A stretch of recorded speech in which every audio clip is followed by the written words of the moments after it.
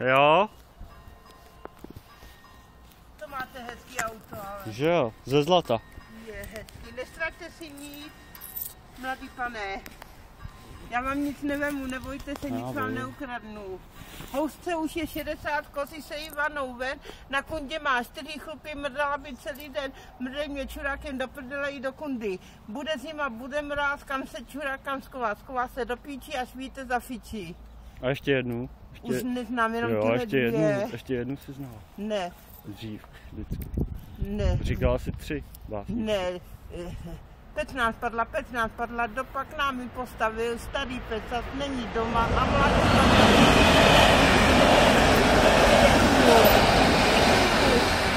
nasejte na vlaka. A hele, dám ti ještě dejte 2 koruny, když mu ho... Ne, nic, jo. Když mu ho vykouříš. Tak já ti ho připravím, on se ti postaví a strčíš mi ho do huby. No, to je dobrý, jo? Nebo mu ho jenom pohmatej. Vůbec, ale. On tě dá jen tak. Dej mi je. Mladý pane, dejte mě je. Já je potřebuji na zítra na vlak. 3 koruny. A teď stejně jezdíš na černo. Já vím, ale on mě chytne, tak mu to musím dát. Fakt jo. No vážně, nebo mě vysadí. Děkuju. Ještě korunu, mladý pane. Nebo vám ujedou vám. Nebojte, to je moje auto. Jo, tak to já jsem řidič. Aha, tak to jo, a hezký teda, ale to je krásný. Je nový, ne?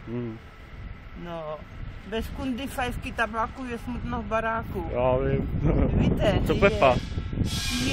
Představte si, že nebral sociální dávku. Jak to? Neposlali mu to. Je bez peněz, chudák, to už nekoukal.